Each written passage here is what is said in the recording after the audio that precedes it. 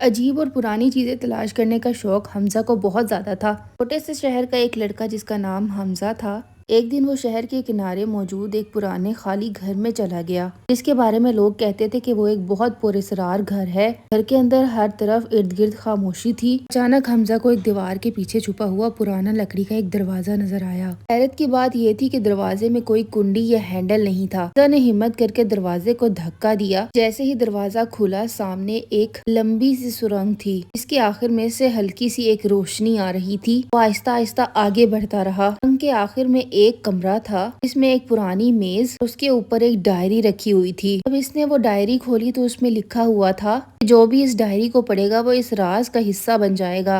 حمزہ کے ہاتھ کانپنے لگے۔ اس نے اگلا صفحہ پلٹا اور اچانک حیران رہ گیا۔ اس صفحے پر اس کا اپنا نام لکھا ہوا تھا اور نیچے لکھا تھا، حمزہ تم یہاں آج آؤ گے۔ حمزہ کو سمجھ نہیں آیا کہ یہ کیسے ممکن ہے۔ جلدی سے کمرے سے باہر بھاگا، دروازے کو بند کر دیا۔ اگلے دن اس نے چاہا کہ وہ دوبارہ وہاں جائے اور اس نے ایسا ہی کیا۔ وہ دوبارہ وہاں پر گیا، مگر حیرت کی بات یہ تھی کہ جب وہ آیا تھا گھر، اس کے ہاتھ پاؤں کانپ رہے تھے۔ اس کا دماغ سوچوں میں ڈوبا ہوا تھا۔ اس کی امی نے اس کو اس حالت میں دیکھا تو اس سے دریافت کرنا چاہا، حمزہ تمہیں کیا ہوا ہے؟ حمزہ نے امی کو کچھ نہ بتایا، مگر سوچا کہ اپنے دوست کو کل وہاں لے کر جاؤں گا۔ حمزہ کا ایک دوست بہت ہی زیادہ قریبی تھا، اس پہ وہ بہت زیادہ ٹرسٹ کرتا تھا۔ حمزہ نے ساری بات اس کو بتائی اور اسے کہا کہ اسکول سے واپسی پر ہم وہاں جائیں گے۔ حمزہ کا تجسس بڑھتا جا رہا تھا، ساتھ میں اس کو یہ ڈر بھی تھا کہ آگے کیا ہونے والا ہے۔ حمزہ کو اسی چکر میں رات بھر نیند نہ آئی اور وہ رات بھر کروٹیں ہی بدلتا رہا۔ صبح جب وہ اسکول گیا تو اپنے دوست کو کہا، کیا تم تیار ہو میرے ساتھ جانے کے لیے؟ تو اس نے کہا، ہاں میں تیار ہوں، میں تمہارے ساتھ جاؤں گا اور دیکھوں گا کہ آخر یہ ہے کیا چیز۔ تو دونوں دوست مل کر وہاں پر جانے کی تیاری میں لگ گئے۔ جیسے ہی اسکول ختم ہونے کی گھنٹی بجی، دونوں نے چاہا کہ وہ جھٹ سے وہاں چلے جائیں اور جا کر دیکھیں کہ آخر یہ کیا معاملہ ہے، لیکن ان کو چاہیے تھا کہ وہ کسی بڑے کو اس میں شامل کریں۔ اب اس سے بھی عجیب بات ایک ہوئی جس کا اندازہ حمزہ کو نہیں تھا۔ حمزہ جب اس جگہ پر گیا اور چاہا کہ وہاں دیکھے کہ کیا ہے، تو وہ دروازہ وہاں سے غائب تھا۔